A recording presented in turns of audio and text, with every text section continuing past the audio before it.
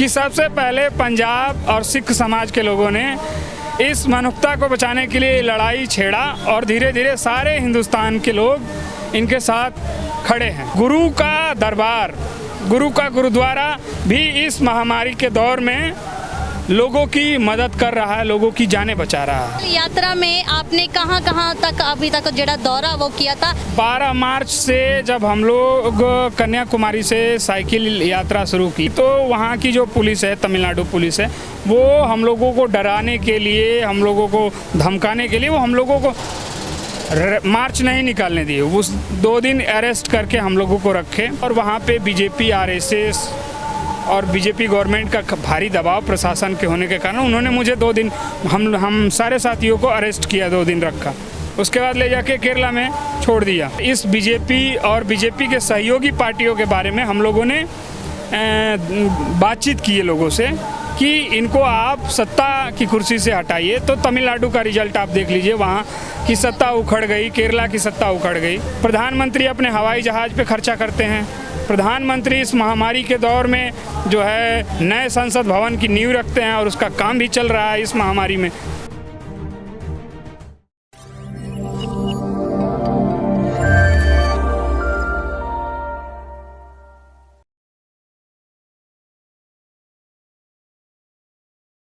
Punjab news देख रहे सारे ही दर्शकों का मैं हरजीत कौर स्वागत कर। दर्शकों, आप जी को पता कि जदों तो किसानी अंदोलन चलिया तो लोगों ने वक्रे तरीके नाल इस विच अपना योगदान पाने की कोशिश की है। कई पैदल चल के इस किसानी अंदोलन दे विच आए तो कई मोटरसाइकिलों ते आए तो कई साइकिलों ते भी इस किसानी अंदोलन का प्रचार करने ली गई।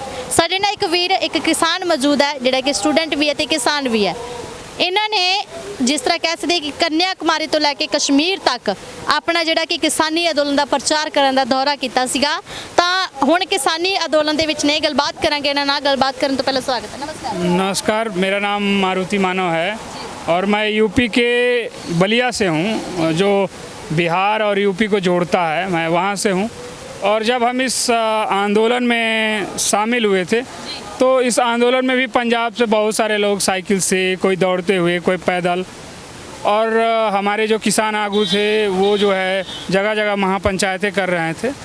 तो कुछ साथियों के साथ जब हम लोग अपना विचार डिस्कशन कर रहे थे तो उन लोगों के मन में ये ख्याल आया कि क्यों नहीं हम लोग भी पूरे देश भर में इस आंदोलन को ले जाने के लिए एक मुहिम छेड़ना चाहिए। तो कुछ साथी हम लोग मिलकर एक साइकिल यात्रा जो कन्याकुमारी से कश्मीर तक जितने किसान हैं, जितने मज़दूर हैं, जितने नौजवान हैं, उन सब से विचार साझा करने के लिए, उनको किसान आंदोलन से जोड़ने के लिए हम लोग एक यात्रा निकाले थे।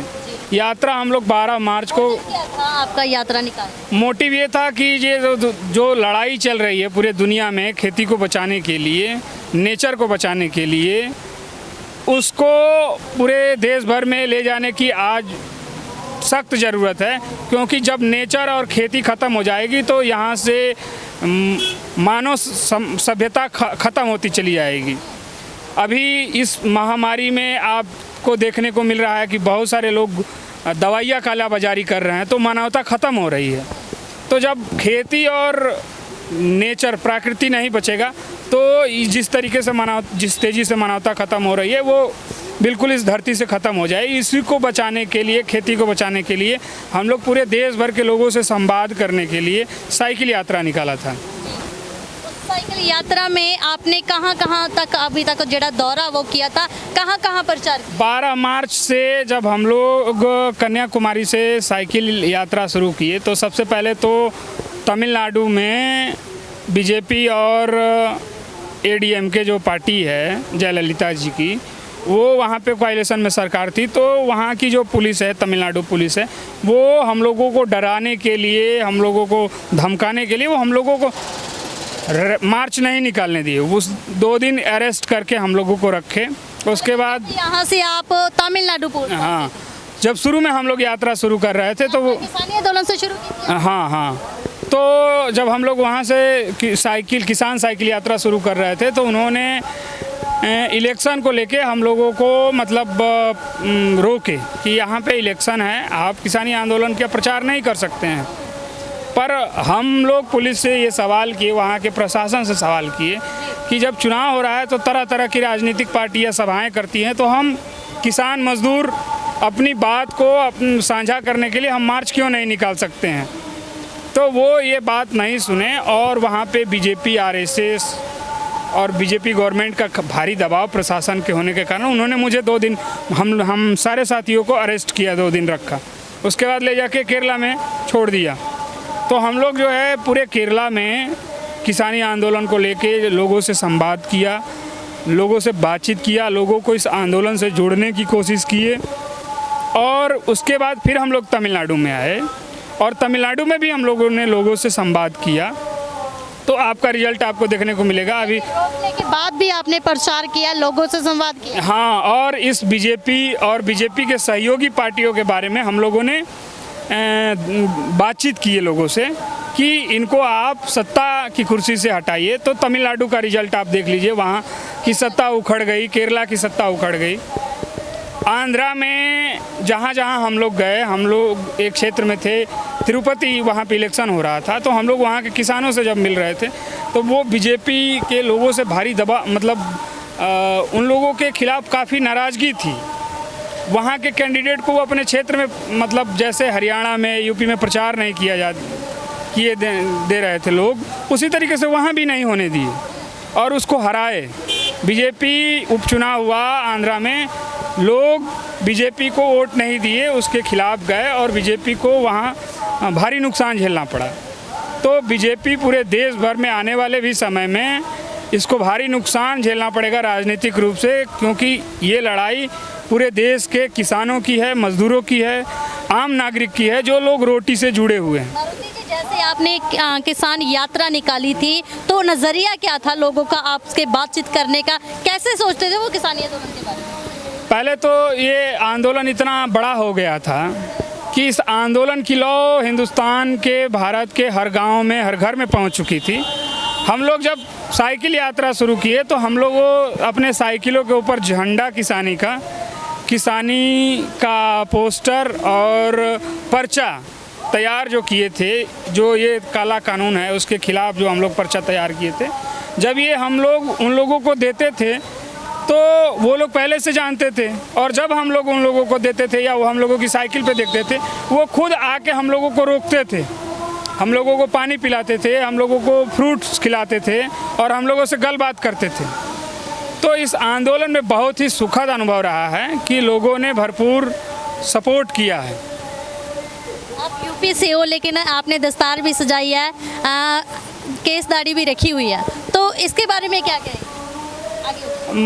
ये मेरी बहुत बचपन की फीलिंग है। मैं जब यूपी में भी रहता था तो मैं हमेशा पगड़ी बांधता था और हमेशा एक गमछा लेके चलता था, क्योंकि जब इसको हम अपने सर पे रखते हैं या अपने गले में लपेट के रखते हैं तो मिट्टी से जुड़े रहते हैं। और जब हम अपने इस किसानी वेशभूषा को अभी जो यूरोपियन मॉडल आया है उसमें जब हम आते हैं तो वो हमारी फीलिंग जो है ख़त्म हो जाती है। तो ये मिट्टी को जोड़ने के लिए ये दस्तार और जो है मिट्टी से जुड़े रहने के लिए हम अपने साथ हमेशा रखते हैं। और जो सिख समाज है उसने जिस तरीके से मनुष्यता की लड़ाई लड़ा है, गुरु नानक के समय से जिस तरीके से मनुष्यता की लड़ाई लड़ते आ रहा है, आज भी ये किसान आंदोलन उसका गवाह है कि सबसे पहले पंजाब और सिख समाज के लोगों ने इस मनुष्यता को बचाने के लिए लड़ाई छेड़ा और धीरे धीरे सारे हिंदुस्तान के लोग इनके साथ खड़े हैं। आप केरला में गए, तमिलनाडु में गए, कन्याकुमारी तक गए, तो वहाँ के लोगों के हालात कैसे थे? उनके जैसे यहाँ पे एमएसपी की बात की जाती है, या वहाँ पे किसान का क्या हाल है? एक तो जो एमएसपी की बात यहाँ पे हम लोग किए तो पूरे देश में पहली बार किसानों को पता लगा कि नहीं, एमएसपी भी कोई चीज़ होती है। एमएसपी पे भी हम अपनी फसल जो है बेच सकते हैं। ये हमारा संवैधानिक अधिकार है कि अगर हम फसल का उत्पाद कर रहे हैं तो उसके लागत के 1.5 गुना मूल्य पे हम लोग अपनी फसल जो है बेच सकते हैं। देश के किसान पहली बार महसूस किए। अभी तक वो केवल अपने खेतों में मजदूरी करते थे। पंजाब का किसान समृद्ध किसान है केवल इसलिए कि यहाँ पे जागरूकता है। यहाँ पे लोग संविधान को पढ़े हैं और अपने हक अधिकार को जानते हैं। पर देश के अन्य भागों में जो किसान हैं वो केवल खेती किए, वो संविधान और अपने अधिकार को नहीं पढ़ पाए। पर ये आंदोलन ने सबको पढ़ना भी और अपने हक की लड़ाई कैसे जीती जाती है वो सिखा रहा है, ये टीच कर रहा है। लोगों को बता रहा है कि संविधान में जो किसानों का अधिकार है, जो इस मनुष्यता की रक्षा करने वाले जो अन्नदाता हैं उनकी स्थिति कैसे सुधरे वो भी हमारे संविधान में है, बस उसको लेने की ज़रूरत है। बहुत सारी सरकारें आईं, वो कभी भी किसानों के ऊपर ध्यान नहीं दिया, इसलिए किसान आज सड़कों पे बैठने पे मजबूर है। जैसे पुलिस प्रशासन ने आपको तमिलनाडु से गिरफ्तार किया, केरला छोड़ दिया ना, तो आपने जो किसान यात्रा निकालने का एक मुहिम चलाया था, क्या वो पूरी हुई है अभी तक? अभी तक तो आधा समथिंग पूरी हुई है, क्योंकि जब वो हम लोगों को केरला में छोड़े तो हमने पूरे केरला में साइकिल यात्रा किया और लोगों से संवाद किया। फिर तमिलनाडु में किए, आंध्रा में किए, तेलंगाना में किए, कर्नाटक में किए, गोवा में किए। अभी हम लोग महाराष्ट्र पुणे में हम लोगों की साइकिल यात्रा रुकी हुई है। साइकिल यात्रा रुकने का कारण है कि जो देश भर में जो महामारी पसरी है कोरोना का, बहुत सारे लोग ऑक्सीजन के अभाव में या जो है इंजेक्शन के अभाव में दम तोड़ रहे हैं। तो उनके तरफ बहुत सारे हमारे साथी जो इस आंदोलन से जुड़े हुए थे, इस यात्रा से जुड़े हुए थे, वो मनुष्यता को बचाने के लिए कोई सिलेंडर का इंतज़ाम कर रहा है, कोई इंजेक्शन का इंतज़ाम कर रहा है। फिर वो जो एक हम लोग अपनी टीम तैयार किए थे पूरे कन्याकुमारी से कश्मीर तक की, वो थोड़ा इस महामारी के आ जाने से थोड़ा सा उसमें बिखराव आ गया। कुछ लोग जो है इंजेक्शन और ऑक्सीजन की व्यवस्था में लग गए।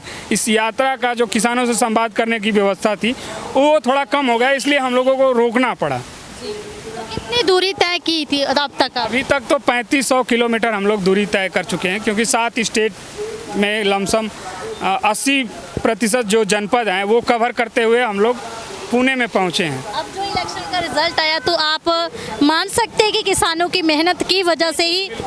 बिल्कुल। अगर किसानों का मेहनत नहीं होता तो भाजपा जैसी पूंजीपति पार्टी, जिसके सरकार के बहुत सारे मिनिस्टर, मुख्यमंत्री बंगाल में लगे हुए थे, असम में लगे हुए थे, तमिलनाडु में लगे हुए थे, केरल में लगे हुए थे, जिस तरीके से वो पैसा बहा रही थी, उसके लालच में आके सच में फिर से बीजेपी गवर्नमेंट बन सकती थी। पर किसान आंदोलन ने जिस तरीके से लोगों को जागरूक किया कि आप लोगों के अधिकार को, आप लोगों के नस्ल को ख़त्म करने के लिए ये कानून लेके आ रहे हैं, अभी भी आप इनसे सचेत नहीं हुए तो ये आपकी आने वाली नस्ल को आपके पेट में ही मार देंगे। तो लोगों ने समझा, लोगों ने किसानों की बात मानी और आप रिजल्ट देख रही हैं सामने। यूपी के हो आप, यूपी में भी 2022 की इलेक्शन होने वाली है, तो क्या लगता है वहाँ पे भी बीजेपी को हार होगी? अभी यूपी में पंचायत का चुनाव चल रहा है, जो त्रिस्तरीय पंचायत का चुनाव होता है, पिंडों का जो सरपंचों का चुनाव होता है, वो अभी चुनाव हुआ। इसमें बीजेपी ने बहुत बुरी तरीके से हार का सामना करना पड़ रहा है।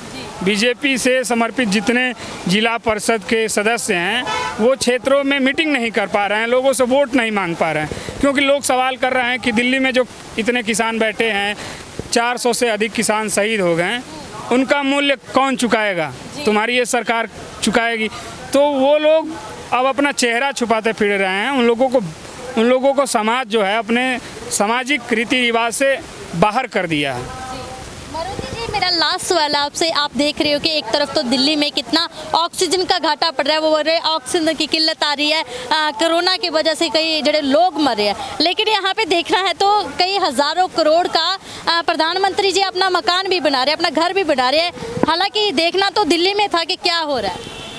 दिल्ली में नहीं, पूरे देश भर में ऑक्सीजन की और इंजेक्शन की भारी किल्लत है। पर जो है हमारे देश की जो केंद्र सरकार है, जिसके बहुत सारे देशों से मदद भी आ रहा है, और यहाँ के भी जो हमारे किसान मजदूर परिवार से जो उद्यमी पैदा हुए थे, वो लोगों ने पीएम केयर फंड में पैसा दिया था। पर उस पीएम केयर फंड का पैसा चुनाव में खर्च किया गया, वो पैसा अगर ऑक्सीजन पे, अस्पताल पे खर्च किया गया होता, संस्थान पे खर्च किया गया होता, तो आज ये दिक्कत नहीं सामने आती। पर प्रधानमंत्री अपने हवाई जहाज़ पे खर्चा करते हैं। प्रधानमंत्री इस महामारी के दौर में जो है नए संसद भवन की नींव रखते हैं, और उसका काम भी चल रहा है इस महामारी में। वो काम बंद नहीं है, ये काम महामारी में चल रहा है। मूर्ति बनवाते हैं, उन सारे जगहों पे विज्ञापन में पैसा खर्च करते हैं। उन सारे पैसों को अगर वो अस्पताल पे खर्चा किए होते तो आज जो दिक्कत लोगों को हो रही है वो शायद नहीं होती। पर गुरु का दरबार, गुरु का गुरुद्वारा भी इस महामारी के दौर में लोगों की मदद कर रहा है, लोगों की जानें बचा रहा है। अभी दिल्ली में लंगर, ऑक्सीजन लंगर चल रहा है, चेन्नई में चल रहा है, केरल में चल रहा है। लोगों जो लॉकडाउन लगने से लोग जो बेघर हो गए हैं, जिनको खाने को नहीं मिल रहा है, उनको ये भोजन दे रहे हैं। तो किसान, सच में किसान को लोग ऐसे ही अन्नदाता नहीं कह रहे थे, इसलिए लोग अन्नदाता कहते हैं कि कोई आपदा भी आती है, कोई विपदा भी आती है, तो ये किसान अपने को कष्ट में रख के लोगों का पेट भरता है, लोगों का जान बचाता है। और आज आपको देखने को मिल रहा है कि जगह जगह किसान के पुत्र, किसान के लड़के, किसान लोगों की मदद कर रहे हैं, ऑक्सीजन उपलब्ध करा रहे हैं। सरकारें तो लोगों का दोहन करने के लिए बनी हैं, जितनी भी सरकारें रही हैं। मारुति जी, क्या दोबारा आप अपना किसान यात्रा शुरू करेंगे? अगर करेंगे तो कब करेंगे? ये दोबारा हम लोगों को शुरू ही करना है, क्योंकि ये आंदोलन अभी और लंबा चलेगा। क्योंकि जिस सरकार से मुकाबला है वो अंग्रेज़ों से भी बदतर है, वो काले अंग्रेज़ हैं। तो फिर से ये यात्रा हम लोग शुरू करेंगे। लमसम जैसे ही कोरोना का थोड़ा सा पीक जो बढ़ा है वो कमज़ोर होगा, तो फिर से हम लोग वहीं जहां अपनी साइकिल यात्रा रोके हैं। आपकी साइकिल है, कहाँ पे अपनी यात्रा रोकी? हमने महाराष्ट्र में, पुणे में साइकिल यात्रा रोकी है, फिर से वहीं से हम लोग शुरू करेंगे पूरे देश भर में। जी, बहुत बहुत धन्यवाद। जाते जाते कोई मैसेज देना चाहेंगे अब आप? मैसेज तो हम ये देना चाहते हैं कि अभी भी मनुष्यता को बचाने की लड़ाई दिल्ली में किसान लड़ रहा है। मैं पूरे देश भर के नौजवानों से, किसानों से, मजदूरों से यह निवेदन करता हूं कि अभी आंदोलन स्थलों पे लोगों की बहुत आवश्यकता है, और बढ़ चढ़ के लोग इस आंदोलन में आए, क्योंकि सरकार हमेशा इस आंदोलन को तोड़ने के लिए अलग अलग साजिश रच रही है। कभी क्लीन ऑपरेशन का बयान दे रही है, तो कभी कुछ बयान दे रही है। तो जब तक यहाँ लोगों का इकट्ठा नहीं होंगे तो सरकार को समझ नहीं आएगा कि मतलब किसानों से हमें बातचीत करना चाहिए, ये जो काला कानून लाए हैं उसको वापस करना चाहिए। कितना पढ़े हैं? मैं जो है पीजी किया हूँ, मैं पोस्ट ग्रेजुएट हूँ हिंदी लिटरेचर विषय से। बहुत बहुत धन्यवाद। तो दर्शकों, ਤੁਸੀਂ देख सकते हो कि यूपी तो एक किसान वीर है ਜਿਹੜਾ कि बहुत पढ़िया लिखे होने के बावजूद भी साइकिल यात्रा इस किसानी अंदोलन के दौरान कर रहा, क्योंकि उन्होंने कहना है कि जे असी साइकिल यात्रा करके प्रचार करांगे तो शायद किसानी अंदोलन का होर वड्डा ਜਿਹੜਾ कि आप कह सकते एक फैलाव हो सकता है, ਜਿਹਦੇ ਨਾਲ पूरे देशों ਤੇ असर पै सकता, पूरे स्टेटां ਤੇ असर पै सकता है। क्योंकि अज असी देख सकते हैं कि 4 स्टेटां ਦੇ ਵਿੱਚ ਜੇ सरकार ਨੂੰ हार ਦਾ सामना करना ਪਿਆ ਤਾਂ ਅੱਗੇ ਵੀ ਉਹਨਾਂ ਨੂੰ जल्दी ही ਇਹ ਜਿਹੜੇ किसानी अंदोलन का हल आ वो भी ਕੱਢਣਾ ਪਊਗਾ। सो बने रहिਓ पंजाब न्यूज़ ਦੇ ਨਾਲ। धन्यवाद।